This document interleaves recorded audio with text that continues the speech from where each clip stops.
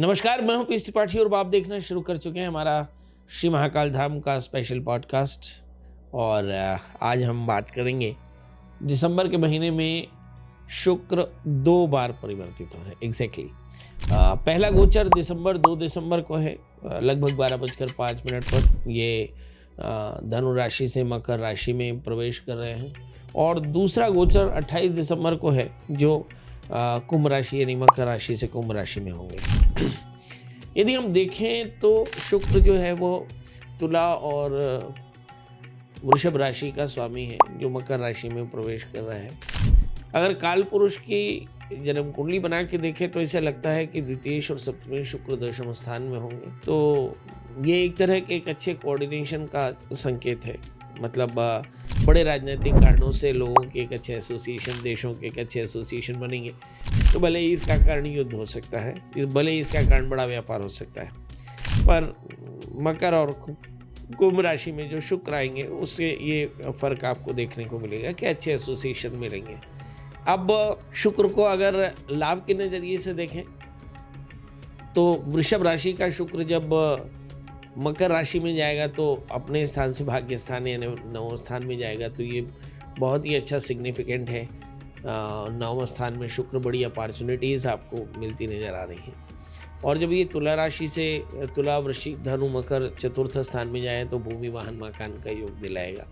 मतलब हम देखते हैं कि मकर राशि और कुंभ राशि का जो शुक्र का जो ट्रांजिट है वो आमतौर पे देश और दुनिया के लिए बेहतर होगा। हालांकि देश के एक बड़े भूभाग में, दुनिया के एक बड़े भूभाग में युद्ध चल रहा है, तो ऐसा भी माना जा सकता है कि इस युद्ध में कुछ नए एसोसिएट्स बनेंगे और ये युद्ध थोड़ा ज़्यादा आक्रामक हो सकता है।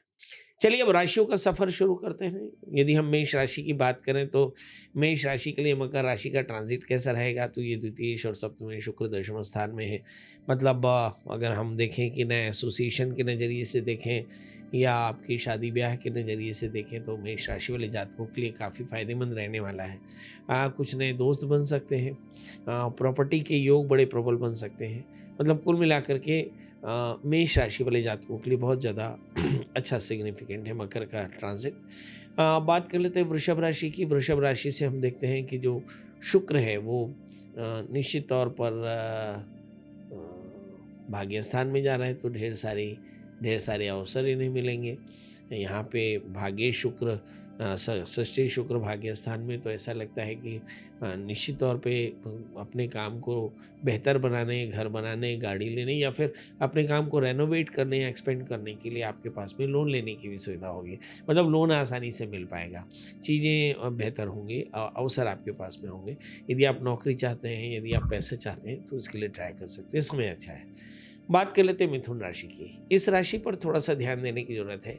दिखने में ही आता है कि मिथुन राशि से शुक्र अष्टम स्थान में जाएगा, परंतु ये द्वादशेष है। और सबसे बड़ी बात यह है कि द्वादशेष होने के साथ ये पंचमेश भी है। मतलब मिथुन राशि के लिए ये 50-50 होगा।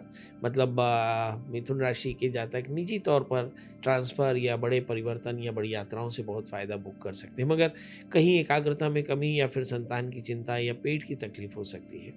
इसके लिए थोड़ा सा भगवती महामाया के दर्शन करते रहें, 9 मंत्र का जप करें, थोड़े घी चीनी का दान करें तो फ़ायदा होगा। बात कर लेते हैं दोस्तों कर्क यानी कैंसर की। एग्जैक्टली 7वें स्थान में शुक्र है।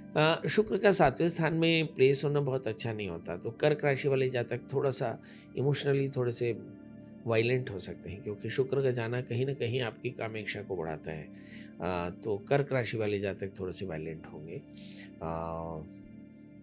या फिर कह सकते हैं आप अपनी लाइफ पार्टनर के साथ ज़्यादा प्रेशियस टाइम बिताएंगे।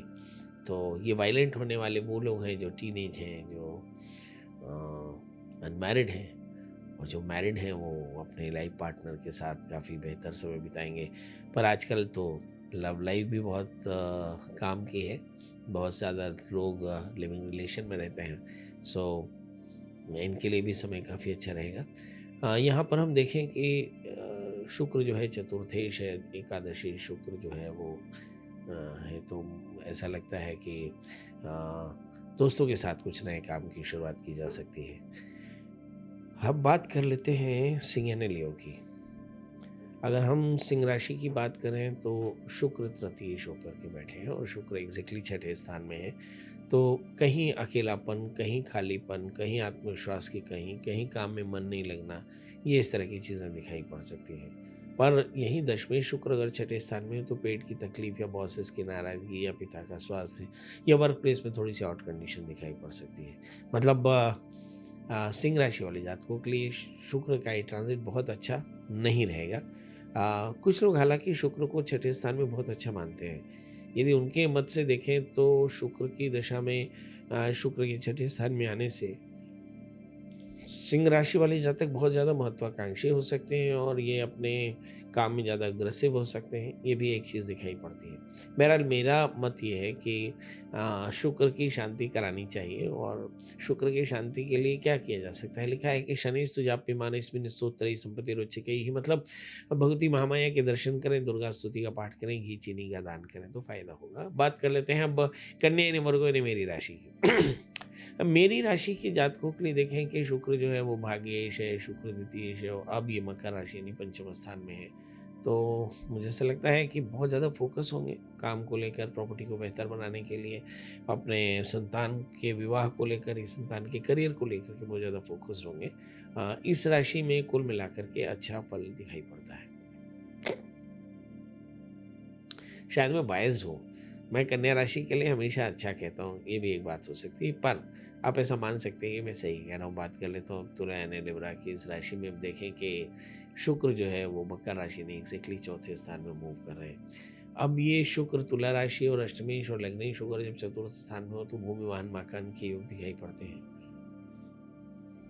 आप बहुत सीरियसली गाड़ी या मकान बदलने की कोशिश कर सकते हैं। माँ का स्वास्थ्य, घर का मेंटेनेंस या फिर वाहन का मेंटेनेंस थोड़ा सा आपको परेशान कर सकता है। क्योंकि अष्टमेश है, चतुर्थ स्थान में है, तो मुझे ऐसा लगता है कि घर के अंदर कुछ दांव पेच चल सकती है। क्या करना चाहिए? तो आप भी वही करिए जो सब करते हैं, यानी माता के मंदिर में जाइए, घी का दिया जलाइए, थोड़ी सी चीनी का दान करिए, हो सके तो नवार्ण मंत्र का जप करिए, ओम ऐं ह्रीं क्लीं चामुंडाय विच्चे।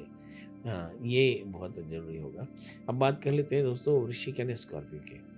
अगर हम यहाँ देखें तो द्वादशी स्त्री तीसरे स्थान में हो, द्वादशी तीसरे स्थान में होने का मतलब क्या होता है कि आपके रूटीन में आप बहुत बड़ी जंग के लिए तैयार हो रहे हैं। मतलब now you are preparing for big war. मुझे ऐसा लगता है कि आपके अंदर ज़बरदस्त इंथुसियाज्म है। यहाँ पे सप्तमेश तृतीयस्थ है। मुझे ऐसा लगता है कि आप किसी रिलेशन में बहुत ज़्यादा फोकस्ड हैं और शायद ज़्यादा इमोशनल हैं, ज़्यादा डिवोटेड हैं और ज़्यादा लॉयल हैं और ज़्यादा एम्बिशियस हैं।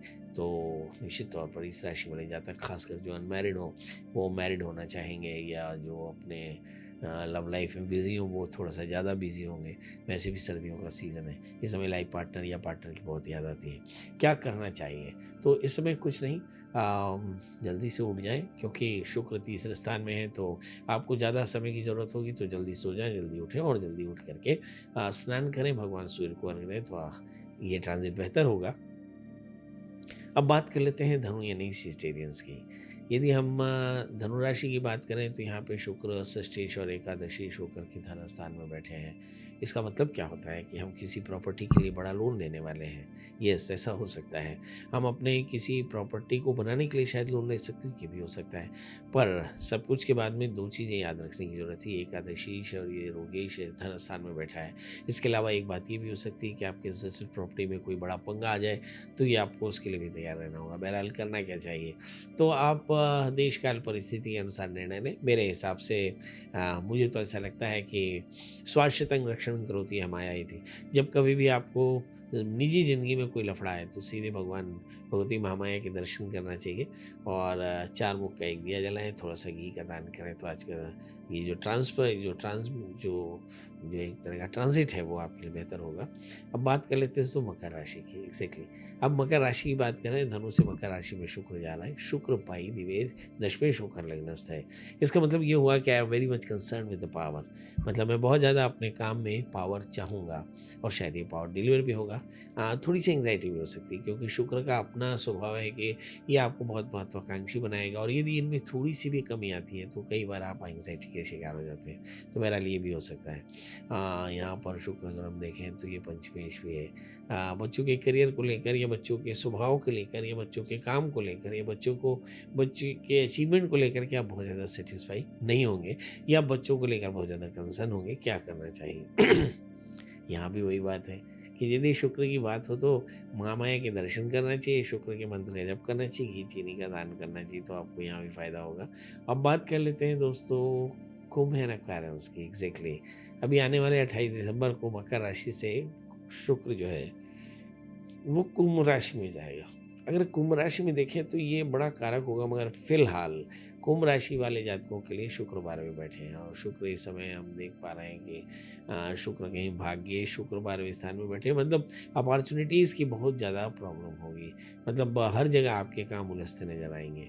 यहाँ पे एक और भी बात है कि शुक्र चतुर्थेश होकर के द्वादशस्थ हो तो भूमि वाहन मकान का बदलना या फिर विदेश जाने की इच्छा या फिर देशाटन की इच्छा या फिर माँ का स्वास्थ्य या फिर वाहन का बार बार बिगड़ना आपको पैनिक कर सकता है। क्या करना चाहिए? बहुत आसान है। थोड़े से चीनी लें, थोड़ा सा आटा लें और किसी पीपल के वृक्ष की जड़ में रख दें और महामाया के दर्शन करें तो ये ट्रांजिट अच्छा रहेगा। अब फाइनली बात करें तो मीन इन पैशंस की। देखिए मीन राशि वाले जातकों के लिए मैं जानता हूँ कि इस वक्त भी काफ़ी ज़्यादा परेशान है। वजह कि लग्न में राहु है, बार शनि और लो अब बैठे बैठाए शुक्र भी 11वें स्थान में आ रहे हैं। शुक्र तृतीय होकर के बैठे हैं। शुक्र भाई दिव्य भाग्येश होकर के बैठे हैं। भाग्येश शुक्र अगर कहीं 11वें स्थान में है या तृतीय शुक्र 11वें स्थान में तो क्या हो सकता है? बहुत अच्छा हो सकता है भाई। आपका एम्बिशन बढ़ा हुआ है तो मगर बच्चों की पढ़ाई में काफ़ी डिस्ट्रैक्शन होगा।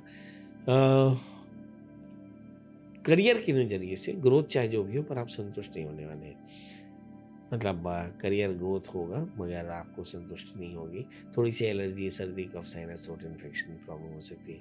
बहरहाल आप इन सब से बचने के लिए क्या करने वाले हैं? नंबर 1, एंग्जाइटी हो तो थोड़ा सा वर्कआउट कर लें। यदि सर्दी हो तो थोड़ी सी कच्ची हल्दी और शहद का सेवन करें और फिर साथ में महामाया के दर्शन करते हैं। तो दोस्तों महामाया के दर्शन क्यों करना चाहिए? कहते हैं कि स्वाश्रितम रक्षणं करोति मायाइते।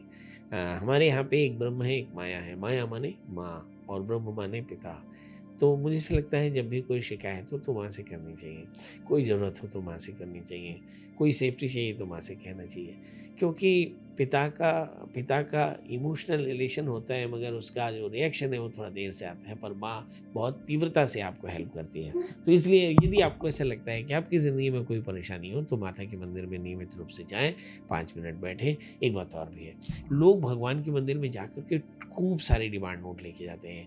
मेरी बीवी को परेशानी है, मेरा बच्चा बीमार है, मेरे बच्चे की अभी एग्ज़ाम है, मेरा प्रमोशन होने वाला है, मेरा पैसा रुका हुआ है, मेरी वाइफ को कमर का दर्द है, मेरे पापा बहुत परेशान है, मुझे एक घर लेना है, मुझे एक गाड़ी लेनी है और मेरा पड़ोसी मुझे बहुत परेशान करता है, मेरा बॉस मुझसे बहुत ज़्यादा परेशान करता है। इतनी सारी डिमांड नोट लेकर के अगर आप मंदिर जाते हैं और 1 घंटे तक भगवान का प्रेयर करते हैं तो मुझे ऐसा लगता है आप भगवान को डिसोन करते हैं, भगवान को डिसऑनर करते हैं। क्योंकि भगवान के बारे में कहा जाता है कि अस्ति देवा पर ब्रह्म स्वरूपे निष्कला शिवा सर्वज्ञा सर्वकर्ता सर्वेश निर्मल दया। जो परमात्मा सब कुछ जानता है उसके सामने जाकर कुछ कहना नहीं, चुपचाप 8 अंगों से प्रणाम करना है, घी का दिया जलाना, शांति से बैठना। भगवान आपकी सारी मनोकामनाएं पूर्ण कर लिया। तो भगवान आप सभी से प्रभु विदा लेते हैं। इस पॉडकास्ट में आपको कैसा लगा?